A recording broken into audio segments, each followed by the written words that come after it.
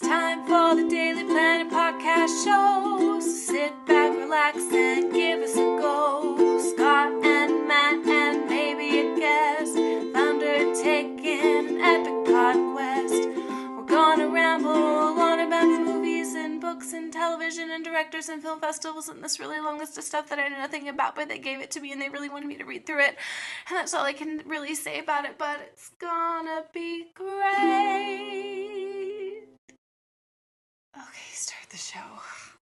Hello and welcome to the Daily Planet podcast, your weekly podcast for all things movies, TV, books, and anything else we feel like talking about. My name is Scott Daly and I am your host, and I'm joined as always by my co-host Matt Freeman. Matt, how are you today? I'm good, Scott. And I think something we feel like talking about today would be documentaries. It seems like That's true. It technically film, but a very different kind of film that I love just about as much as the rest of them. But that's true. It is technically film. We've never talked about documentaries on this podcast, I don't think, except for maybe in like the what we've been watching. And I can't say that I'm feeling excited and fantastic today because this is one of the more harrowing documentaries or really any piece of media that I've ever seen that we're going to be discussing today. So it's more like I'm feeling apprehensive and filled with dread and intensity. That's how I'm feeling. Yeah, because we are talking about Joshua Oppenheimer's The Act of Killing. It's a 2012 documentary film about the individual or individuals responsible for the Indonesian Genocide of 1965, I think it was. I will check that for you, Scott. Thank you. 65, 66. Okay, cool.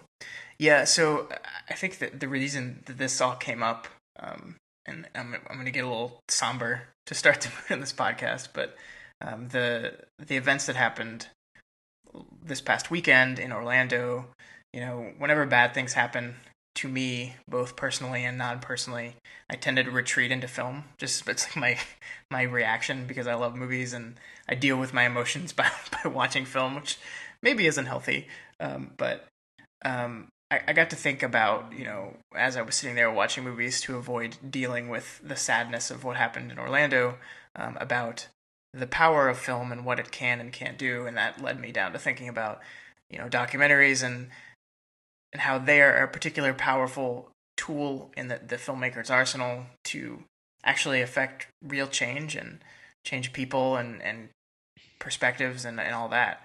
So that kind of got us down the road of documentary, and then we both really love this documentary, so we thought it was a pretty good excuse, if you will, to talk about it. Yeah, and I think it's really appropriate because this movie is affecting real change in Indonesia. So absolutely, it's exactly what you're talking about there.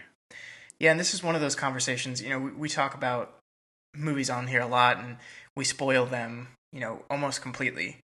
But I usually say if you haven't seen this movie, I don't think you should listen to this conversation. But this is I think the rare exception, which I think everyone should listen to us talk about this movie.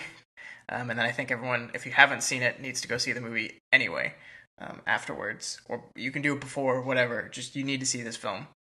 Everyone needs to see this film. That's how powerful it is. Yeah. And I guess before we start, I just to provide some context to our listeners, I grew up in Indonesia for like 4 years when I was a kid, and at the risk of just sort of going on and on about it, I think that actually does provide me with a bit of a different perspective. And for one thing, the last time my family left Indonesia, it was because their country was undergoing a revolution, basically, and they overthrew the president, and there were soldiers and APCs in the streets, and we were basically ferried in like an armed convoy to the airport and then evacuated from the country. Wow. So my sense of like what's possible and normal, I think, is permanently different for most Americans due to my having lived there. Like the idea of there being a revolution in my country has never been maybe as foreign an idea as it is to most Americans. Hmm. And this movie, I think this movie is extremely powerful to anyone, but it was definitely affected me very much because this was a place that I've lived, and I was seeing a lot of the same things that I saw when I lived there, and um, the stories that backed up my reality. I didn't know anything about the genocide when I lived there. I lived there in, the mid '90s, and I had no idea that there had been a horrific, millions of people killed genocide in that country at any point. So Yeah, and I think probably a lot of our listeners that haven't seen this documentary might not know either. It's not a well-known fact internationally, really. It's not yeah, something that people talk about very much, and I think that's one of the goals of this film is to bring it to an international conscience, at least, to get people yeah, talking about it, because there is a lot of culpability in the Western countries to this genocide, yeah. and That's they true. don't really get into that part of it in the film. It's not a film interested in talking about that, but it definitely is like an omnipresent feeling as they go through the horrors of what was done. Yeah, yeah. I think maybe this is just my surmise, but I think maybe they don't want to distract from an area where they feel like they can actually do something, Right. and that would be, establishing some kind of truth and reconciliation function within Indonesia. Because if you skip that part and you jump right to pointing fingers at the Western countries, then that sort of absolves the Indonesian people of ever having to face um, this, this black hole. That's absolutely true. I was going to get into news, but I think we're on a roll, so let's just start talking about this movie. Sounds good. Um, so, the act of killing follows one man, um, Anwar. I can't remember his last name. Yeah, I'm trying to look it up right now. and Anwar yeah, Congo, Congo. Yeah, who was, in 1965, he worked for a gang that was more or less under the employ of the Indonesian government that set out to eradicate the communist threat in Indonesia, and it did that by literally killing people that were either actually communists or just anyone who they thought was communist. yeah. Um, A lot of them were just ethnic Chinese who had, immigrated and or even second generation or third generation or what have you. Ethnic Chinese. It was essentially, you know, a form of racism that is probably, different in flavor from what we have in America, but very similar in its roots. Basically, it was just an excuse to kill ethnic Chinese, I think, yeah, in many cases. yeah. So that all happened in flash forward 50 years, basically, and our main character, who is also a real person, Anwar, is basically revered as a hero to the right wing government organization. Um, he openly talks about the killing that was done. They consider it a successful halt of communism in the country, and communism will never enter Indonesia because they would kill any communists that tried to come in. It's this very strange, open honesty about it, but it's also heavily uh, impacted by um, the, the government basically reminding people of this genocide in order to scare people from trying to do it again. It's this weird, like, they talk about it, but they don't talk about it thing. Um, and the film basically decides that it wants to tell the true story of that, and it does it through this very clever way by basically allowing Anwar to make a film of his own that is recreating these killings that he performed through all the American genre of films that he loves. So it's a movie kind of about making movies, um, a documentary style film about making films, and it follows his reaction to this whole process as he goes through it. Um, so what was your initial reaction as a person from Indonesia when you first saw this film? Well, on one level, you're recognizing, all of um, the sights, the sights and sounds, I guess, of the country and how familiar it all seems, and it really kind of takes you back into that place because it's a very kind of remarkably, shockingly different place from the United States or from any Western country. Pretty much every Westerner who lives there has like a very serious period of, the technical term is culture shock, but I mean, all it really means is you just sort of almost have a mental disconnect because it's such a insanely different world, and you're seeing things on a daily basis like um, that are things that you would just never see um, in the West. But anyway, in terms of the movie itself, I was shocked quite a lot because I think I had intellectually, read about at some point that there was this genocide, but the level of like it was revelatory to me. It showed me things that I didn't know because it basically showed that this undercurrent of fear and violence had been present all the time and has been since the 50s. Um, and I was never consciously aware of it. And it makes you wonder. And I was a kid, so you can say whatever, but it makes you wonder like what kinds of undercurrents of violence are present in your society that you're not aware of, because Right. you either don't want to see it or um you're naive in some sense. Like in my case, I was young, so I wasn't gonna get that. In fact, if I ever saw any undercurrents of anything, I think I usually just assumed that it was um uh uh you know people despising the Western rich kid, basically, which is fairly legitimate, I guess, when you're living in like a hut with a piece of corrugated metal for a roof, um, and you see this kid, playing or whatever. But yeah, I don't know. It's funny to me that the first time I tried to talk to you actually about this movie, it was like a couple of years ago, and I remember distinctly that I was like really incoherent and couldn't say what I was trying to say. Like I couldn't convey why it affected me so much. And I'm not doing much better this time, but maybe we can move past that. Yeah, so I think for me, the most shocking part was just how like open and talked about the government corruption is. That these people, Anwar is part of a gang, and I'm blanking on the name of the gang, but they are basically a private gang that has millions of members that is hand in hand with the current government power. They use this gang to basically police the city because they can't do it on their own.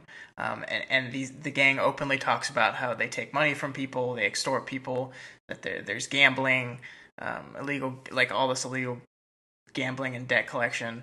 And it was just very shocking to me. Like there's corruption in every government. There's definitely corruption in our government, but normally they try to at least hide it. Yeah, But the corruption is so deep and ingrained here that they don't even have to. I mean, there's a camera following a guy around as he extorts different businesses for extra money, and yeah, that just happens in front of a camera. Like it's no big deal. yeah. Um, It's a paramilitary organization, right? yeah, So yeah, so they're somewhere between like a state militia and the mafia. Um, it is very difficult to sort of mentally pin down because we don't have anything remotely like it in yeah. this country, certainly. And it's just amazing how propagandized it is because like there's the phrase. I think the Indonesian word for gangster is like preman or something. And they say in this movie at least 3 times, like almost a verbatim quote, like it's been drilled into every individual citizen's head, that the root word for this is free man, because it's just free men operating to help the country. And it's this like just this ingrained propaganda strain that's in all these people, that they think legitimately that they are doing what's best for the people. And that, I think that really reflects in Anwar, because he's this man that is 50 years removed from killing, he claims, over 1,000 people he killed. And he invented this new method, which, it's not exactly like the most ingenious thing in the world. He tied a wire around their neck and pulled on it until they suffocated to death. But he did like individually killing people, not like lining people up and shooting them. Like it was individual doing this to 1,000 different people. and he attempts to rationalize it all by feeding into the propaganda machine that the government has created for him. That if he can justify it, then there's no guilt there. Yeah, that's probably the most shocking part, actually. And it's funny, I never quite thought about it this way until you said that. But Anwar doesn't seem like a psychopath. Like, he's not the type of person who, if he had been born in another time and place, he would have just ended up killing a bunch of people anyway. Like, he seems like kind of a fairly normal, fairly average person. Right, yeah. And he was put into a situation by circumstance where it was like, hey, you'll really advance yourself if if you go along with us and kill people, kill these communists. And he, for whatever reason, he was able to just be okay with it because everyone else was telling him it was a good idea and it was a good thing and it was for his country. And I guess we know that this happens. We know that humans are capable of this, but it was very different to know that and to see this guy who, if you didn't know this about him, you would almost think of him as like a chummy, nice guy, just because that's kind of the weirdest thing, is that he has this like kind of nice, silly attitude to him. Like, you would never think that he was a mass murderer. Yeah. And then the movie, like you just said, forces him to finally look directly at what he had done without sort of the lens of the propaganda. Yeah. And I think what it does very smartly is it brings in another killer friend of his. I'm blanking on that guy's name. But he basically, maybe about halfway through the film, one of his old friends is brought in. His name is Addy, I think.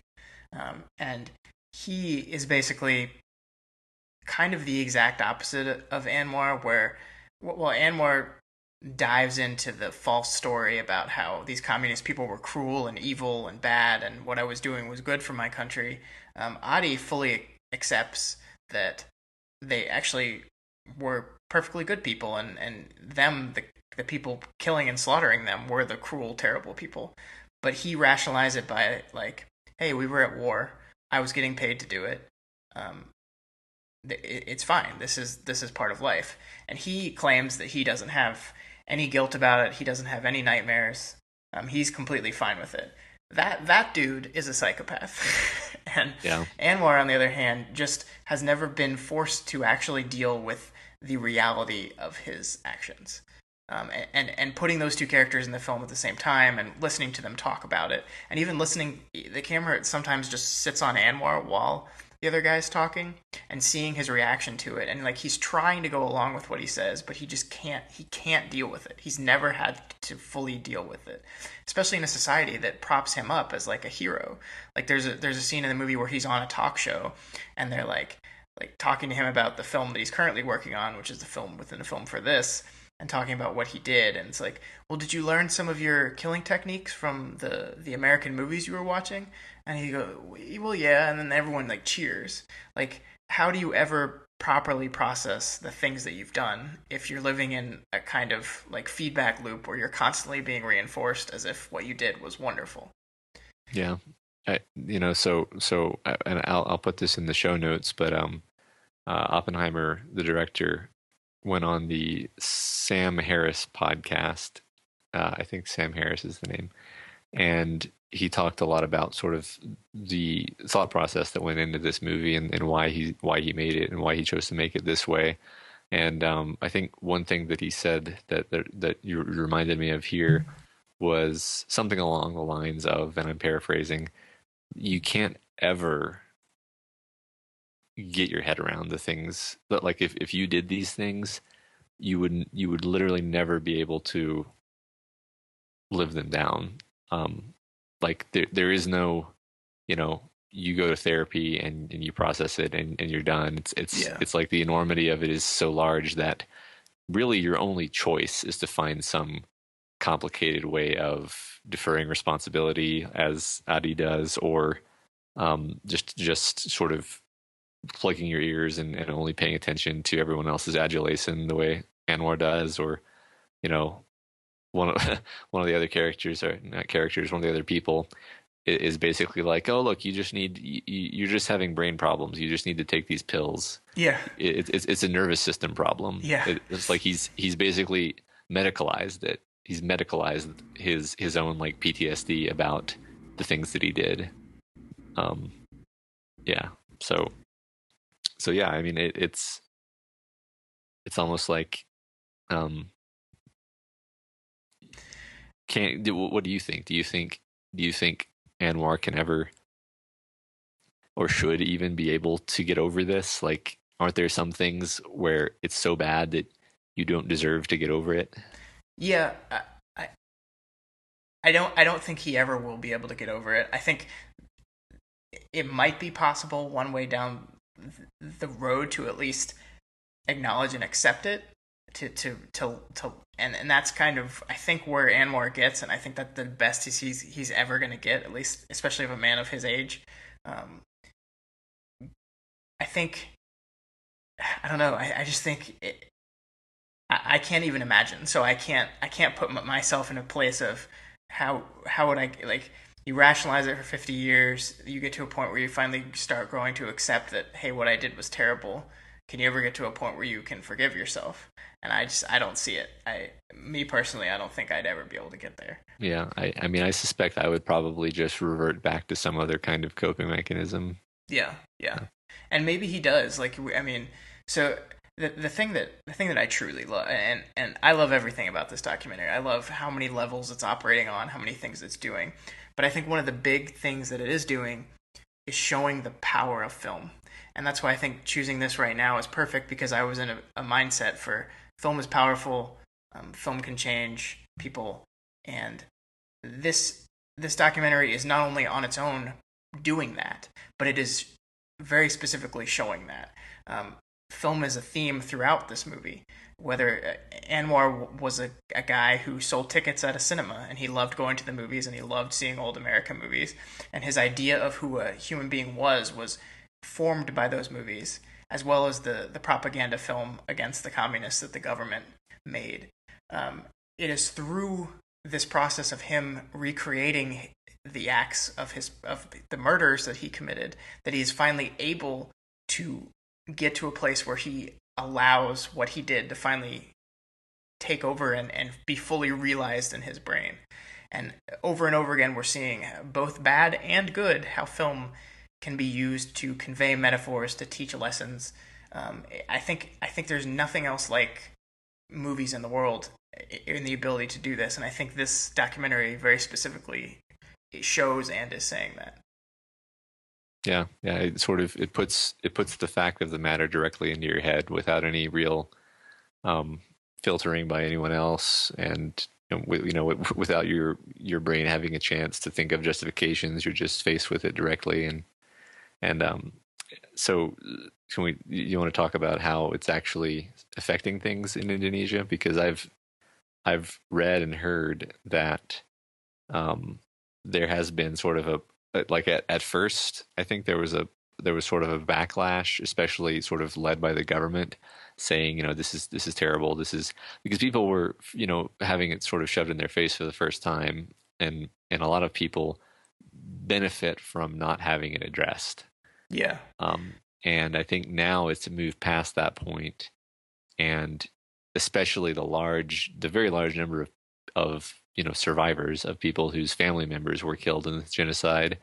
They're the ones who are now saying like, now I can finally tell my story, and no one can shut me up. Because before, I think the sense was if your uncle had been killed in the genocide and you started complaining about it, then the paramilitary group would just take you out in some way because you must be a communist sympathizer. Seems ridiculous that would still be. I guess they wouldn't use those terms anymore. They would say like, you're some kind of radical because you're against the government. But now there's enough of a groundswell where they can tell their stories and not be persecuted and not live in fear 100% of the time. Yeah, I mean, the Indonesian government did not like this film, pushed really hard to get it to not even be able to come out in the country. And then I think it was snuck in and just spread like wildfire like on a black market system. And yeah, the movie has blown up over there. And yeah, real change is happening. People are talking for the first time about these things. And yeah, the weirdest part about this whole genocide is it was always okay to talk about it as long as you're talking about it from the perspective of the winner. So as long as you're talking about it in this was something that needed to be done, it was for the best of our country, and it was good that it happened, that was okay. But the other side of that story was never allowed to be spoken about. Yeah, the victims were never allowed to be talked about. They were never allowed to be humanized at all. And that is finally happening over there, and that's incredible. It's something that the entire country needs. It's catharsis. It's let's deal with this collectively and find a way to acknowledge it, and then that allows us to maybe start to move on. Yeah. And that is really, shown through Anwar himself. If he, the person responsible for this horrible things, can get to a place where he finally accepts what he did and allows and processes it, then maybe the country as a whole will finally be able to do that. Yeah. Reminds me of the scene where they're doing one of their reenactments. So I think you mentioned, that when they're making the movie, or the movie within the movie that Anwar and his friends are making, a lot of the parts of the movie involve basically reenactments of their killings, but they're in this they're dramatically stylized to make it seem like they're the good guys, which is impossible to do because they're doing things like massacring villages of people and murdering people in like a closed room, and then like the ones of them who are taking on the role of the victims are like pretending to sob and look pitiful, and it's they're aware on some level of how horrible it is. But what it reminded me of was when one of the like officials, I don't remember who he was or what exactly his role was, but some actual government official sort of like storms onto the set while they're filming this like butchering a village scene, and he's like, you can't film this, this can't be part of your movie, you can't show it to people like this, they're gonna think it's bad, it makes us look really bad. It makes us look really bad.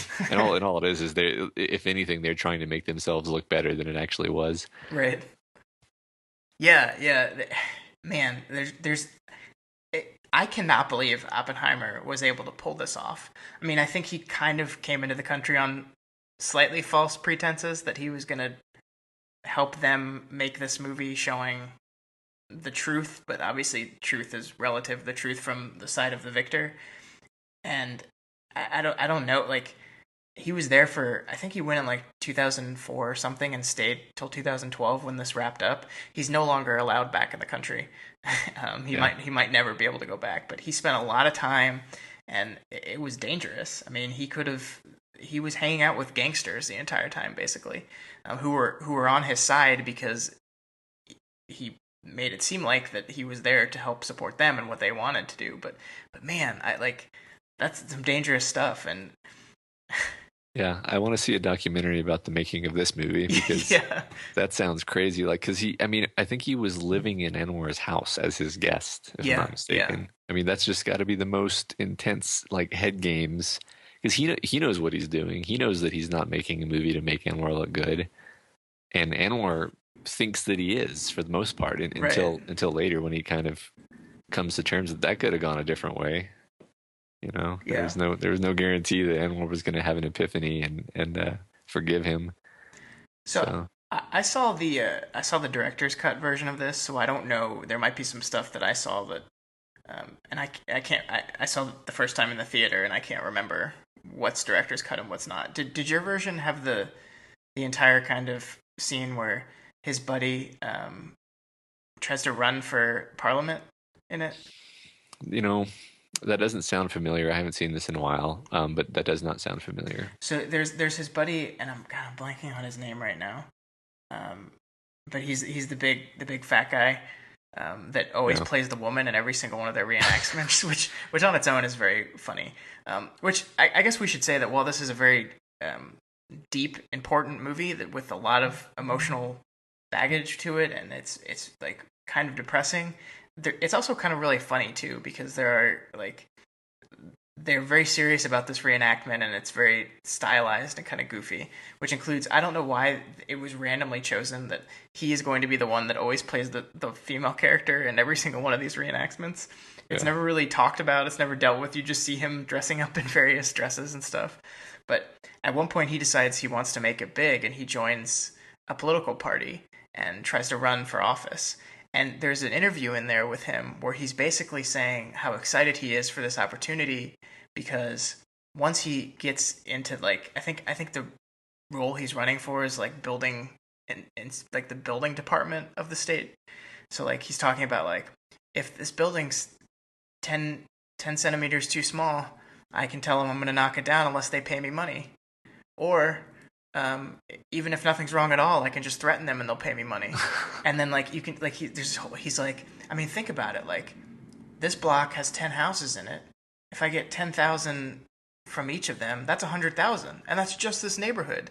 And like he's being so candid about it, and his character comes off as kind of childish because he's kind of so ignorant. But he's this ignorant, childlike character who is so excited about what essentially is bribery and corruption, and he hasn't even won the office yet, and he ends up losing. But it's just so crazy to me. Like he's a child and he's in charge of stuff. Like he's a major player in the paramilitary organization. And has all this power and was trying to get a little more power. And the only reason he lost the election is because he didn't have enough money to bribe the citizens. Mm-hmm. And the other people did. And that's why he lost. I do remember there being scenes where, I guess this isn't the same thing you're talking about, but like there are all the paramilitary rallies and, there are all these huge crowds. And then you realize, or the movie shows you explicitly that the reason there are huge crowds is that there are people walking around paying everyone to be there. Yeah.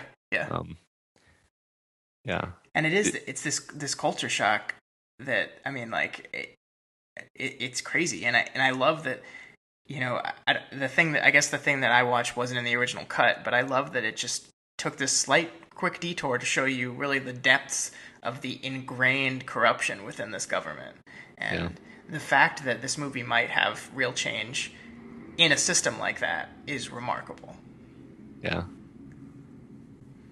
that's the corruption. I mean, on some level, the president who was deposed when I was evacuated as a child was deposed. I don't know if I'm actually confident in saying that. I was going to say he was deposed because he was too transparently corrupt, basically. Like, because Indonesia is an extremely populous country, very low per capita GDP, which is a fancy way of saying extreme poverty, and because of the corruption, they have oil resources, they have mineral resources, they have forestry and so forth. Obviously, all of this wealth that is intrinsic to the country is just being siphoned into the hands of the powerful, corrupt officials and presidents and so forth, and the people are seeing none of it. It's one of these real tragedies where the Indonesian people, like, the reason for their poverty is this corruption, but it's so enforced from the top down. I guess that's part of what we're seeing in this movie is if you start questioning things, then it's like you're questioning the status quo, which is basically like you're living in a country run by the mob. Yeah. And if you put it in those terms, that's a bad idea. Yeah. So I wanted to, I guess I wanted to talk about the ending of the film, because we've kind of hinted about it, but I think it reinforces kind of everything we've been talking about so far. So Anwar at one point decides to play the victim instead of playing the killer, and he goes through a scene in which he gets blindfolded and the wire gets wrapped around his neck, and he freaks out. He can't handle it. And then a few days later, right after a musical scene that he was like, I love how good this movie is. Like, it's a musical scene in which in which a man who was just strangled to death by Anwar's wire takes off the wire and hands Anwar a medal that says, "Thank you for killing me. I'm now in heaven. Thank you for that. You saved me." So which shows like how deep his like the lies he's telling himself. Yeah, like it's completely ridiculous I mean, and then right after that scene, he watches the scene in which he's tortured in quotes and then eventually killed, and that is the moment. Not it messed him up that he was in it performing, but him watching himself be tortured is the moment where it finally like everything hits him. And he's like, he's saying, I feel like I'm there. I feel like this is actually happening to me now. Like, is this how the people I did this to felt? And then the cameraman, Josh Oppenheimer, who rarely speaks actually throughout the film, says to him, "No, Anwar, these people actually felt worse than you do because you know you're in a movie. They were about to actually be killed." And like you see it hit him all at once, and like it's almost like 50 years of lies and coping mechanisms and the fantasy that he has constructed for himself just like comes crumbling down at one time, and you see it all on his face. It's like the way the camera's shot, it's just like direct on his face. And then after that, it cuts to a scene where he's on top of a roof, basically one of the places where he did most of his killing, and he starts basically retching. Like it's this noise that, and I know in the Film Crit Hulk article that we probably both read, it describes this noise, and it's this like almost inhumane. Like I've never heard a human being make a noise like this. Like it's not your normal throw up retching noise. It's this like guttural like sickness noise that like his body can't even process. Like his mind is going through so much right now and his body can't even process it, so it's just like involuntary convulsing. And I don't think he actually ever throws up or anything. No, I don't think so. It's just this, and it's like that. I will never forget that noise for as long as I live. Just to add a bit of flavor to that, and this is why I really recommend listening to that Sam Harris interview, because I think I'm going to paraphrase again and probably mess up some of the details, but Oppenheimer said something like, he took Anwar there, and Anwar was just talking nonstop to the same location, and just talking and talking, and he just would not shut up, and was fidgeting and wouldn't let his eyes like rest on anything. And then they left, and I believe Oppenheimer was like, "No, he sensed something," and he's like, "No, we have to go back there." And I don't remember if he instructed him not to talk this time or what exactly happened, but he basically just took him there and forced him to just exist and, exist with his thoughts. And then that's the scene that you actually get in the movie.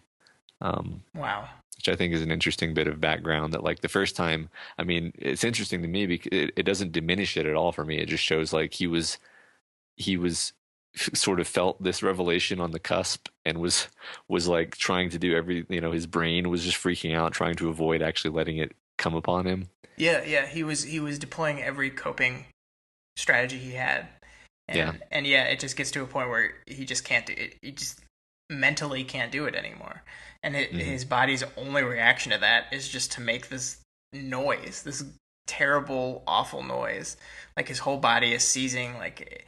It's just like it's haunting, and but at the same time, it's so effective and so powerful, and I think this is the scene that the film ends on. It goes basically from this to he walks down the stairs, and then the movie fades to black.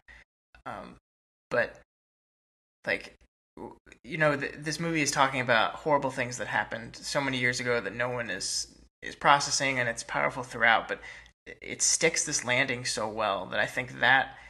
A, shows the power of film in that it is film itself that led him to this moment of revelation. But B, this is the moment that I think that makes people, and I think that allowed the people of Indonesia maybe start to move towards a point where they can, as a country, get beyond this. Yeah. And that's incredible. Yeah. Yeah, it really is. I mean, I can't honestly think of an American movie about America that has this level of punch. And, maybe the fact is that this is this is the biggest punch that's ever been made by a movie. But on the other hand, maybe I just haven't seen that many documentaries. Well, I've seen a lot, and that's a bold claim that we can't back up with any kind of Yeah, factual evidence. But that's for sure. I think I have never experienced something like the first time I experienced that. And even an hour ago when I watched it again, it still hit me so hard. And I think it's going to hit me every time I watch. If I watch this movie again and again, it's going to keep hitting me because it's just it. And people, if you people listening, if you've never seen this film, what we're describing does no justice to it. It really doesn't. It's something that you have to experience, and that's why everyone has to watch this movie. Yeah, and I was telling Scott before the call that I basically had the whole movie sort of described to me through an article I read before I watched it, and that didn't diminish the impact of the movie or anything like that. Yeah, it was I think it's a necessary watch. Just to briefly backtrack, and I wonder if some of the horrors of American history, we can comfort ourselves and not have to confront them in the same way. Like, yeah, we had this horrible slavery thing, but now we don't have slavery anymore. Everything's great, yay! Yeah. Whereas with this genocide, it's still completely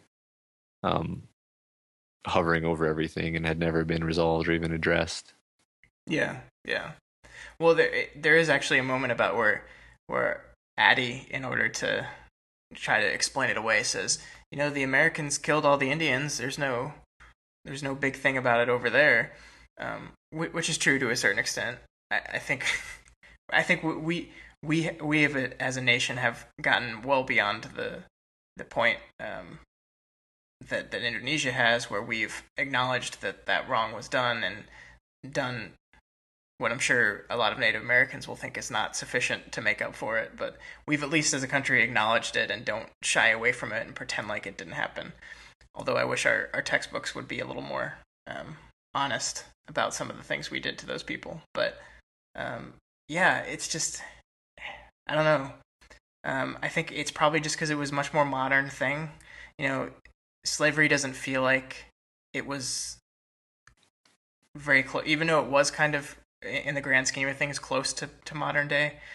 It feels like a long time ago, so it feels like something we can explain away. This is, within one generation. This is something that's still very real, and with every single person that lives in that country. So yeah, right. And I mean, this is a real guy who really did this. It would be analogous to having a slave master, a documentary where the subject was the actual slave master, and you got to see his justifications from his own lips. Yeah, that would be very different from the movies that we get. And what a brilliant idea, right? I mean, to tell the story from his perspective. I mean, I can't think of a better way to tell this story. There is a companion documentary to this one called The Look of Silence that, unfortunately, I haven't seen. I don't think you've seen it either. It came out last year. Yeah. But that deals with the story from the other side. It is interviews and meetings with people that were actually the family of some of the victims that were killed in this genocide, and letting them tell their story. And I hear it's equally as good. I really need to check that one out as well. But I mean, just the idea of giving people this perspective on it. I mean, to be standing there watching and listening to a man who killed 1,000 people talk and joke around and be invited on TV, and like to be with him through this entire journey, and to watch him change through the journey is incredible. And it's such a good idea.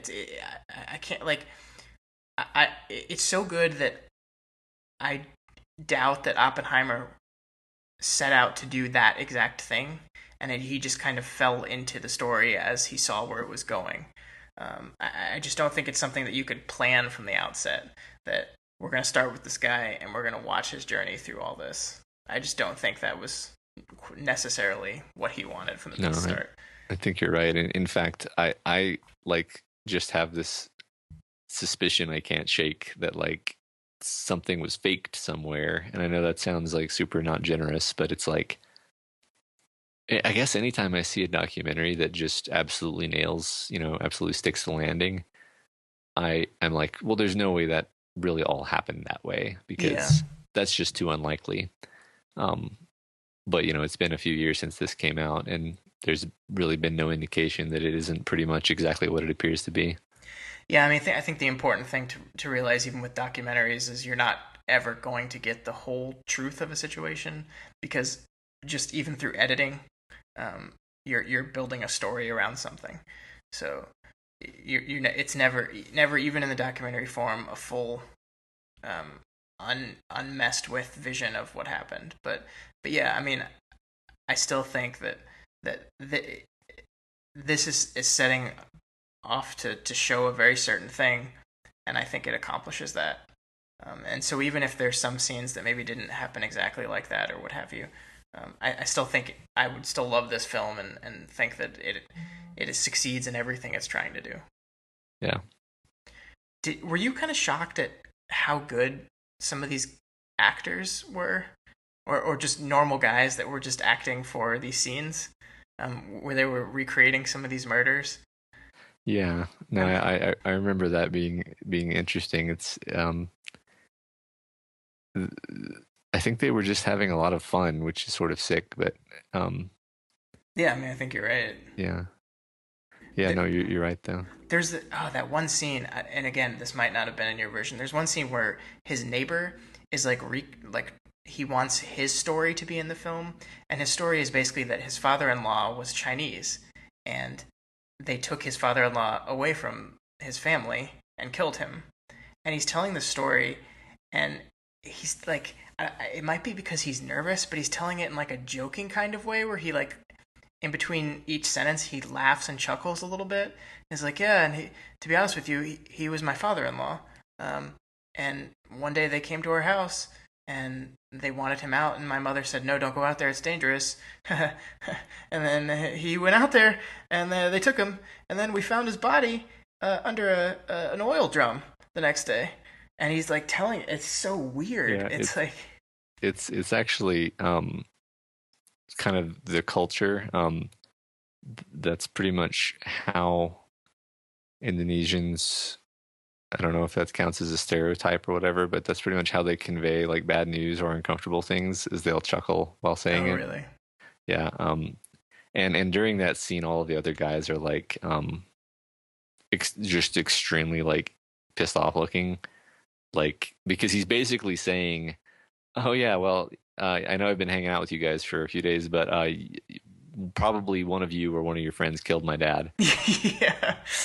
And and yeah, another. Sorry to keep bringing it back to the podcast thing, No, no. but Oppenheimer on that one is like, I was not actually in the room when that was shot, and I had no idea that that guy um was a victim, which is the word that Oppenheimer uses. Yeah. And he's like, there's no way I would have allowed him to be part of this process, and in fact, I would have interrupted the whole thing right then if I had been aware of that. But he wasn't in the room for that particular scene, and he was actually watching the footage later, going through all the footage because it makes sense. There's going to be multiple cameras going. He's watching all the Yeah, footage yeah. later and saw this, and he was like, "Oh my god!" And he went and talked to the guy, and I'm pretty sure got him out of that situation and made sure he didn't have to go back to the set or be part of the project at all because that's, um, in Oppenheimer's words, unethical. Yeah, well, and because the reason I brought it up is because that guy plays a victim later in a different scene. Hmm. And I guess this was before Oppenheimer realized, or maybe it was shot after. You don't know timeline stuff, but Yeah. In that scene, he's like screaming and crying, and there is literal like snot like seeping from his nose. And it gets to a point where you're like, this guy's not acting anymore. I mean, this is just him dealing with some like deep seated emotional trauma, Yeah. and that comes directly after the scene where he very um, casually joking kind of told the story of how his stepfather was brutally murdered, and it's wow, it's shocking. Um, but they all kind of do that. Like the big guy, and I wish I could remember his name, but he's in a scene where Anwar is killing his baby. Anwar is killing his baby, which happens to be a teddy bear.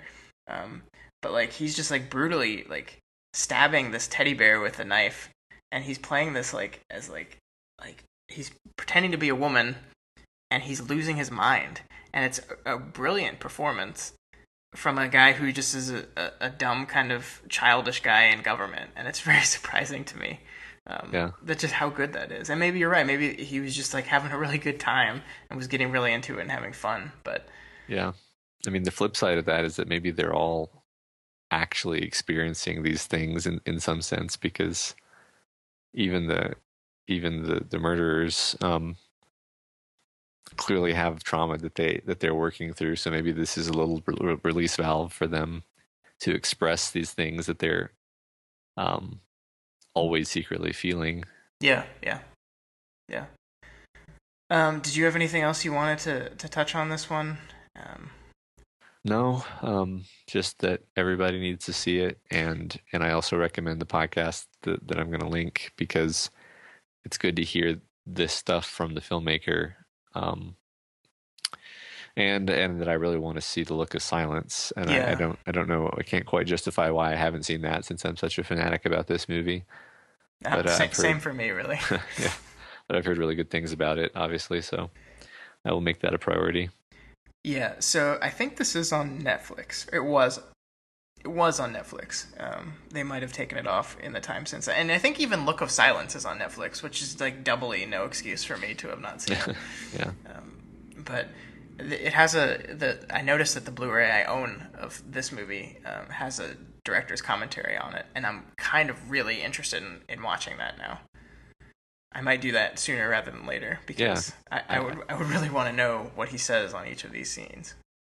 I'd be curious, yeah. Yeah, let me know. Yeah, well, and everyone out there, if you haven't seen this film, see it. Netflix, no excuse. See this movie. It's incredible. All right, let's jump back to news then. Let's end this thing on a slightly happier note. Yeah. Since we kind of just depressed ourselves. But I think it was an important conversation, and I think it's an important movie. So yeah. The news items I wanted to talk to you briefly about. It's been a while since we talked news, because I was out of town last week, so we recorded that one way in advance, so we didn't have a news segment. But the thing I wanted to talk about, I wanted to circle around on that, was the Warcraft movie, because we talked about that a lot last 2 weeks ago. On if we think this was a good financial decision. Is this movie going to bomb or not? Well, we know now. And the movie did bomb in America, but was huge overseas, especially in China, where it earned, I think, $140 million in 3 days. It broke records in China. The movie has pulled in $280 million overseas so far, to our $26 million so far domestically. Wow. So it is a huge success. It is going to make money. There's probably going to be sequels, but it did bomb here, and I guess so. I predicted it was going to bomb, and I was partially right. I guess I just did not anticipate the international love for this movie, and I should have, because World of Warcraft is still a very, very big thing in China, and all Blizzard games are. So I guess in retrospect, it wasn't too surprising. So I think maybe what I need to do is, when we're having these box office conversations, remember that the box office is very international now, and it's not just the United States, and predicting what the people of America will respond to and what they won't. And we did surmise that somehow or other the movie would make money, because they probably wouldn't have made it if they hadn't gotten out their spreadsheet and determined that beforehand. But yeah, that's a now we know how. Now we know their plan. If it has any kind of legs, I mean, it could hit $500 million, which is pretty impressive. Yeah. That's definitely going to land you in biggest video game movie ever territory, I think. Yeah. That's a good point. And Matt, the movie's bad. Yeah. I'll talk about that in a bit, but the movie's not good. I saw it, and it's not good. All right. The really interesting thing to come out of this, though, is Jackie Chan, in an interview, said that Americans are scared of Warcraft's huge success in China. And his reasoning for that is that if China can pull in create a movie that makes $1.2 billion, or a movie does well enough with specific Chinese market, then people are going to say, hey, I don't have to go to America and learn English to make huge blockbuster movies. I can learn Chinese and just make them in China. And that, I don't think, I mean, I guess American Hollywood might be scared of that. I don't think the American people are scared of that. I would very much support that happening. And I think it's kind of already heading that way. You know, most of our big Hollywood movies are already starting to take extra pains to appeal to China because it's such a big market now. I think the last few Transformers movies have been very specifically set, at least partially, in China for that very reason. Yeah. I think that's a good shift. Looper. Yeah. I think that's a good shift that needs to happen. I think it will be good for the movie industry if Hollywood doesn't remain the end-all, be-all of film. Yeah, it would provide some really interesting variety too. Absolutely. Because I mean, I'm sure we would get a lot of films that would be, from a whole different cultural pastiche, and it would be very interesting for us. Yeah. The only thing that worries me though is this movie's really bad. and the other movies that have done really well in China, the Transformers movies, are really bad. so they seem to like movies that are really bad. And that's so do we, but yeah, that's true. But not to the same amount, I guess. Yeah. We'll see. It'll be an exciting decade. Yeah, it will be, for sure. Maybe we need to start learning Chinese, Mandarin. Yeah. The other thing I wanted to quickly talk about is E3, the video game expo, is going on right now. So there's a bunch of new games news. I don't really follow that anymore, so I don't have anything really in detail I can talk about. The thing I saw that I wanted to talk about because I loved it so much was the South Park video game. Mm-hmm. It came out a few years ago called The Stick of Truth. It was a really funny RPG game that also like perfectly encapsulated what an episode of South Park is in game form. They're making a sequel to it because it was successful, called The Fractured Butthole. That's Butwhole. Amazing. And the reason I want to talk about it because it seems like the game is taking its eye on the Marvel Cinematic Universe and the superhero movie craze, which is something we talk about a lot on this podcast. So I'm going to link the trailer in the show notes, but I wanted to ask you what you thought of this trailer and this idea in general, I guess. It looks pretty hilarious, and I can't wait to watch or play, I guess. Yeah, I don't know. I don't really play a lot of games, but I love South Park in general. It seems like they're, you had mentioned to me that some of the other South Park games had shockingly good gameplay, considering that it's a silly cartoon. Yeah. So it sounds fun. Yeah, I actually never played the first one. Okay. But I watched someone play the entire game on YouTube because that counts. That's what people do now. Because I didn't want to buy it right away, and someone was posting videos that I followed on YouTube, so I just watched them play it. And once I finished that, I was like, well, I don't need to buy it now. So, yeah. Which is not something game companies want to hear. But this one, I think I'm going to give it a shot and actually buy this game. It looks really funny, I think. South Park's great. I think that game was funnier than some of the latest episodes have been. So I'm excited. I think it's going to be really good. Yeah. Cool. All right, so let's wrap up, Matt, with what we've been doing. So what have you been doing? It's been a few weeks. Yeah, just in the past few days, I've started playing this game called Dwarf Fortress, which I'll probably add like an image of the gameplay or something in the show notes, because it's this ridiculous ASCII game.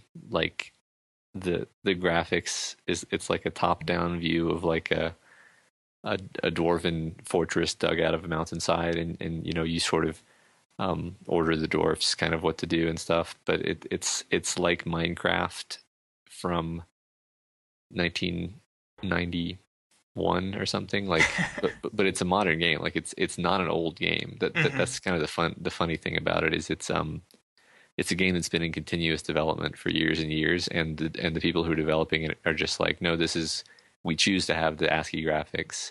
We choose to focus on the gameplay and putting in more like complicated things that can, happen in your fortress, and basically make it more and more of a simulation of like how to run a colony, if you will, and then like throw in more disasters that can happen, So it's incredibly complex, and it's just got this hilariously clunky interface to it.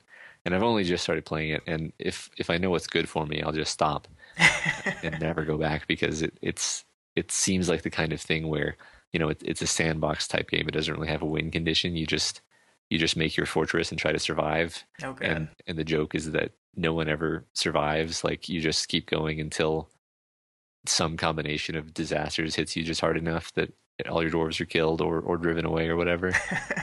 I believe if you like dig deep enough, because you basically tell them to dig and kind of structure your fortress, but if you dig deep enough, then like you basically dig into like a cavern of like what are essentially Balrogs, and it's like you've digged too greedily and too deep. That's amazing.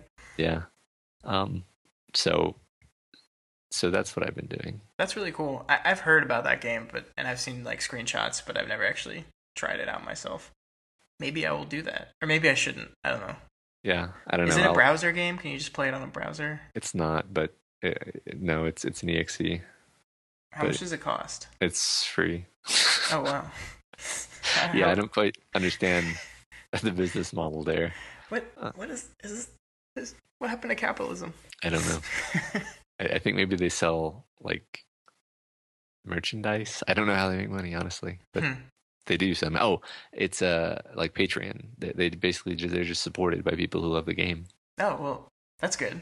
Speaking of Patreon, www.patreon.com/DailyPlanetFilms. Give $1 a month or anything else you can, and we will love you forever. Yeah.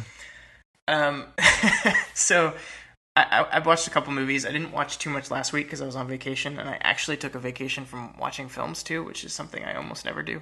But the first thing I wanted to talk to you about is a movie called The Intern, which is a movie I did not expect to like, but kind of loved. This is Robert De Niro and Anne Hathaway. It's a movie where De Niro is like a 70-year-old man who's retired and widowed and bored, and hears about a senior intern program at a startup website company, basically like a fashion website, and he ends up being placed as the intern for Anne Hathaway's character, who's like the 20-something that started this website from scratch and is like overworked, and they're trying to get her to hire a new CEO, which would cause her to lose control of the company. This all sounds like it would make a terrible, like predictable, boring film. But it's just, I don't know, like there's really no conflict in this movie. Like there's like mini conflict, stuff slightly goes wrong, and there's trials that the characters have to overcome. But it's just this like really nice, like feel good movie. Like you just feel good while watching it. It's like people like being good at their jobs and like being nice to each other. And I don't know, there's just something endearing about it. I was very surprised. Yeah, I did actually see this. I had forgotten until this moment when you described it to me, but I did like it. I like the idea of like the old man who is from a different time, and so he has all these basic skills of how to be a human being, and sort of they make the joke over and over that like the young kids are just completely oblivious to basic things that people used to know how to do reliably. And yeah. I found that it for being sort of a cliche sounding premise, it actually sidestepped almost all of the cliches that you kind of expected to happen, and was just generally refreshing and enjoyable movie. Yeah. And it's not like, it sounds like it would be like millennials type of movie, but it's not really that either. I mean, it's like it makes fun of the millennial characters, like how they dress differently and don't know how certain things work, but it's never like making fun of them. It's never like grudgingly complaining about this generation. It's just these two generations are different, and see how they interact and kind of make each other better. Yeah. It's, I don't know, it's like a surprise. Like I did not I just turned this on like late Sunday night because I didn't feel like going to bed, and I was like, wow, I really enjoyed this entire experience. It's just so weird. But it's on HBO right now, which is where I watched it. And if you haven't seen it, I would give it a shot because it's good. Yeah, 2 thumbs up. Yeah. And the other one I wanted to talk about, as I hinted towards earlier, is the Warcraft movie. Matt, this is such a bad movie, and I, I I feel bad saying it's a bad movie because I really like Duncan Jones. We talked about this a little bit last week. He's trying so hard here to do something cool with this film. He tells it from both the orc and the human perspective. So like he's trying to like not like the easy way to tell this movie is just like all the good guys are humans and this invading orc force comes in and they have to kill them. That's the easy standard way to tell this story. But he doesn't want to tell this story. He wants to give each of the characters their own arc and their own reasons for wanting to fight and protecting their family and all this stuff. And it tries so hard. It just all falls ridiculously flat. The human characters, and I guess miscast is the word I've seen thrown around in reviews I've read.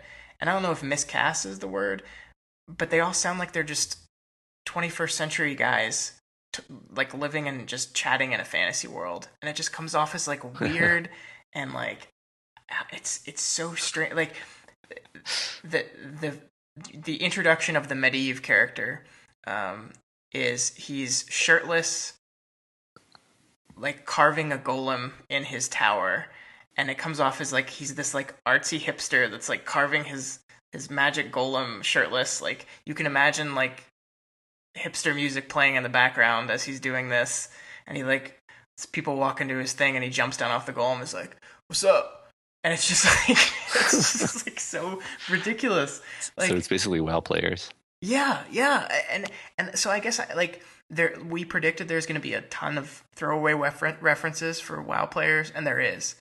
There's so many of them, like from the Griffin rides to like actually like showing the flight path that you would take from one place to another, to actually showing where the Griffin would land in the city if you were in that city in World of Warcraft, Wow. to just random Murlocs thrown in so they could make the Murloc noise. Like it's God, it's fan service and it's fan fiction. It really is Duncan Jones fan fiction, and it makes me sad because he's a really good filmmaker, and I appreciate what he tried to do here. It just doesn't work. It just doesn't work. Sounds like basically what we were talking about last week, where they were just like, "Yep, do whatever you want as long as you include all 472 of these bullet points." And if you try to make a story that way, it's just suffocated. Right, and it's inherently the most boring part of the story. It's the stuff that happened to get where the story gets interesting into gear. It's basically like if you made a movie about the first 15 minutes of Lord of the Rings instead of the movie about Frodo and Sam's journey to destroy the ring. That's really what it is. It's the setup for everything. Yeah, and which is it's silly that they would make that mistake, because even in the subsequent Warcraft RTS games, they had like moved well past that sort of intro story. Right, right. Yeah. But I will say that the CG for the orcs is some of the best CG I've ever seen. We were talking about Final Fantasy: The Spirits Within and how the technology to really match faces and show emotional depth on CG characters just didn't exist. It's here now. I mean, it's been here for a while, but this is the best version of it. Okay. It is like the Durotan character like looks real, like he like emotes incredibly. There's moments where he's not even speaking and he's just thinking, and you can see him process emotions and think about things, and you can see the concern. Like it's wonderful. It's so good. Yeah. But the rest of the movie just sucks. Yeah. I probably won't see it. Yeah, I don't think you should. I don't think anyone else should. You know, if you really love World of Warcraft, if you just love it, you still play it to this day. First of all, you've probably already seen the movie. But if you haven't for some reason, go see it. You're probably going to find something you like out of it. But no, it's not a good movie. Yeah. No, I see. I can understand that. Like, if they made an EverQuest movie, I'd probably see it just purely for nostalgia. Like, I would probably go into it being like, I don't expect this to be good, but I want to hear the spellcasting noise. And yeah, Matt, there's a scene in the movie where Lothar, the main character, is in Ironforge, and he's in Ironforge, and a dwarf hands him a gun, and then he gets a letter that says, "Oh, you got to go back to Stormwind." And the entire purpose of that scene was just so they could show Ironforge. I mean, that's the entire point of the scene. We need to show Ironforge at some point. Yeah. ridiculous. It's gonna have a sequel though. I guess they're gonna do Tides of Darkness or whatever the Warcraft 2 story was. Yeah, probably. I mean, it does seem like they're pretty much sticking to their mythology as it's already been laid out. Yeah. All right. Well, I think that's it for us this week. Matt, I don't think we have a plan. Well, on my schedule it says we're supposed to do a Kryptonian collection movie next week. So we probably should have had that planned already. But we will look into that and maybe we can move it around a little bit. Well, we can find something. Yeah, well, we need a person. People That's listening true. out there, if you want to be a guest, if you want to nominate a movie for this thing, contact us, dailyplanetfilms@gmail.com. All right, Matt, where can you be found on the internet if they want to contact you? On Twitter at @MoreThanAMail. Awesome. I am also on Twitter at ScottDaly85. That's DALY. And as we said, you can contact us at Gmail, dailyplanetfilms@gmail, on Twitter at dailyplanetfilms, on our website. You can find our Patreon at patreon.com/dailyplanetfilms. Please donate $1 a month or whatever else you can give. We would be so happy, and we would keep getting to make more fun stuff. We've got a lot of plans here, Matt, but some of it we just can't afford to execute. So if we had a little extra cash, we could do those things. It's true. You would not regret it. All right. This was a good talk, Matt. Thanks for being here. I'm glad we got to finally break the documentary bubble because we had never talked about those type of films on here before. Yeah, I'm glad we did this. Me too. And everyone out there, we will see you next week. Sweet. Podcast is over. Hope you all have fun. Back to your work and your school. Sorry, because I'm not going to cut that out. No. Podcast is over. It's done. We hope you all had some fun. Go back to your work or your school. Maybe the gym. Hey, that's cool. Regardless, just go away. But please come back next Friday. There'll be